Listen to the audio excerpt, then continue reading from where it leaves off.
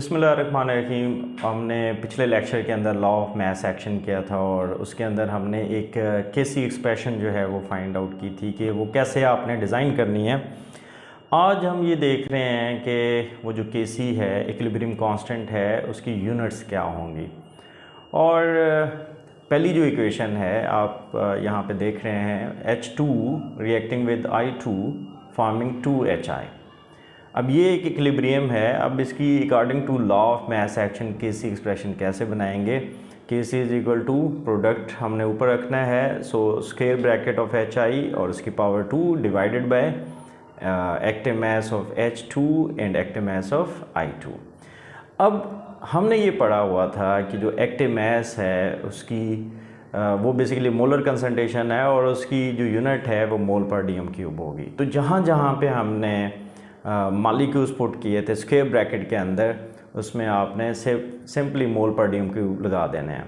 तो हमारे पास जो केसी इज़ इक्वल टू मोल पर DM cube square divide by mole पर डीएम क्यूब इंटू मोल पर डीएम क्यूब। तो अब यहाँ पे देखें कि आपका केसी का कोई यूनिट नहीं बनता, राइट, क्योंकि मोल पर डीएम क्यूब का स्क्वायर नीचे मोल पर डीएम क्यूब ये सब एक दूसरे के साथ क्रॉस हो जाते हैं। सो इस इक्वेशन के अंदर केसी की कोई यूनिट नहीं होगी। दूसरी इक्वेशन देखें, Haber's process, nitrogen reacting with 3 moles of hydrogen forming 2 mole of ammonia. अब जब हम इसकी केसी एक्सप्रेशन बनाएंगे तो केसी एक्सप्रेशन जो है वो कुछ इस तरह होगी कि K C is equal to square bracket NH3 का square divided by N2 square bracket and square bracket के अंदर H2 की power Q। Put the units of active mass mole per dm cube square divided by mole per dm cube into mole per dm cube का cube। तो हमारे पास जो final units आएंगे वो मोल -2 dm plus 6, right. अब यहाँ पे देखें तो केसी की यूनिट चेंज हो गए। इसका मतलब ये हुआ कि जो केसी है उसकी कोई स्पेसिफिक यूनिट नहीं होती, वो इक्वेशन टू इक्वेशन चेंज होती रहती है। नेक्स्ट टॉपिक की तरफ जा रहे हैं, वो है इम्पॉर्टेंस ऑफ केसी। हम पिछले 3 लेक्चर्स के अंदर हम केसी के बारे में बहुत ज़्यादा पढ़ा है कि इक्विलिब्रियम कांस्टेंट जो है वो होता क्या है, उसको डिराइव एक एक्सप्रेशन के ज़रिए किया according to law of mass action. फिर हमने उसके जो है वो यूनिट देखे।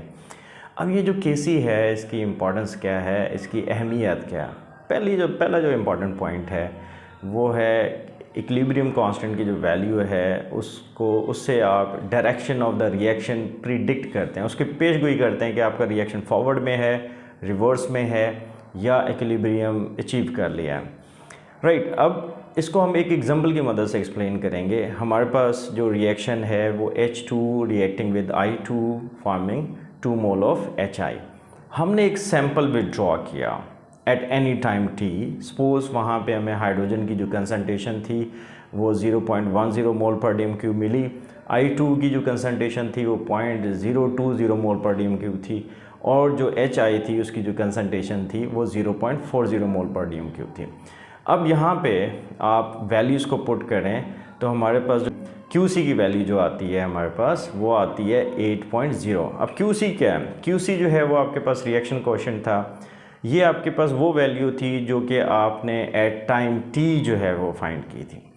आपने जो शुरू में इक्वेशन देखी है उसमें आप देख रहे होंगे कि जो केसी है उसकी वैल्यू आती है 57 एट 700 केल्विन। राइट नाउ हमारे पास वैल्यू कितनी आई है 8, that is less than the K C, यानी QC जो है वो कम है केसी से। अब हमने केसी को अचीव करना है, 57 तक लेके जाना है, तो आपको क्या करना पड़ेगा, डेफिनेटली हमने कंसंट्रेशन ऑफ जो प्रोडक्ट है उसको इंक्रीज़ करना है। हमने क्या करना है, प्रोडक्ट की कंसंट्रेशन को इंक्रीज़ करना है। तो हमने ये फॉरवर्ड डायरेक्शन में रिएक्शन चलाना पड़ेगा ताकि ज़्यादा से ज़्यादा हमारे पास प्रोडक्ट आए और QC की वैल्यू को हम अपलिफ्ट करके 57 तक लेके जाएँ। तो हमारा अल्टीमेटली जो टारगेट है रिएक्शन कोएफिशिएंट यानी QC को हमने KC के बराबर लेके आना है ताकि हमारे पास केमिकल इक्विलिब्रियम अचीव हो जाए। तो यहाँ से हम 3 तरह की प्रिडिक्शन निकाल सकते हैं कि अगर हमारा QC जो है रिएक्शन कोएफिशिएंट जो है वो लेस है देन KC तो हमें फॉरवर्ड रिएक्शन जो है करवाना पड़ेगा ताकि उसको बढ़ाया जा सके। और अगर K ग्रेटर है KC से तो फिर हमें रिवर्स डायरेक्शन में करवाना पड़ेगा ताकि उसको मिनिमाइज़ करके एक स्टेबल इक्विलिब्रियम अचीव किया जा सके। और अगर KC QC के बराबर है तो फिर आपका जो रिएक्शन है वो इक्विलिब्रियम पोजीशन के ऊपर स्टैंड कर रहा है। ठीक है जी। दूसरी जो चीज़ है वो है prediction of extent of the reaction, यानी एक रिएक्शन जो है वो किस हद तक हो चुका है, कितनी हद तक जो है वो कंप्लीट हो चुका है। अब यहाँ पे हमने KC जो है उसकी वैल्यू देखनी है। If this value is greater तो इसका मतलब है कि रिएक्शन फास्ट है और आपके रिएक्शन कंप्लीट हो चुका है और रिएक्शन के अंदर जो है वो मोस्टली प्रोडक्ट एग्जिस्ट करती है, जबकि रिएक्टेंट जो है वो निग्लिजिबल है। इसकी एग्जांपल जो है वो आप देख रहे होंगे, that is oxidation of carbon monoxide. Carbon monoxide reacting with oxygen forming carbon dioxide. अब जो इसकी वैल्यू है दैट इज़ 2.2 इंटू 10 की पावर 22, तो that is a greater value. तो ग्रेटर वैल्यू सजेस्ट करती है कि ये फॉरवर्ड डायरेक्शन में हो चुका है और इस रिएक्शन मिक्सचर के अंदर प्रोडक्ट है। दूसरा केस, अगर आपकी KC की वैल्यू बहुत कम है, लाइक NH3 है, डिसोसिएट करके आपके पास नाइट्रोजन और हाइड्रोजन बना रहा है। अब जो इसकी वैल्यू है दैट इज़ 3 इंटू 10 की power -9, that is a very less value.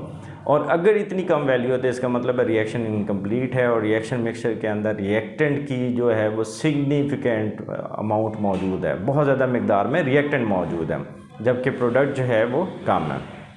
इसके अलावा तीसरी कंडीशन ये हो सकती है कि जो KC है उसकी वैल्यू ना तो बहुत ज़्यादा हो ना ही बहुत कम हो। And in that case for example हमारे पास dissociation of dinitrogen tetroxide है, यानी N2O4 जो कि डिसोसिएट करके 2 मोल्स ऑफ NO2 बना रहा है। अब इसकी वैल्यू आपको नज़र आ रही होगी, that is KC is equal to 0.211।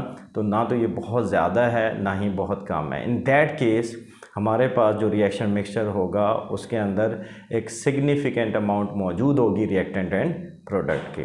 So KC की वैल्यू से हम जो है वो रिएक्शन की प्रिडिक्शन भी कर सकते हैं, उसकी डायरेक्शन की, और साथ ही हम एक्सटेंट ऑफ रिएक्शन भी कर सकते हैं। That is a very important question, अक्सर जो है वो पूछा जाता है। उम्मीद है आपको ये चीज़ समझ आ गई होगी। मेरी तरफ से अल्लाह हाफ़िज़।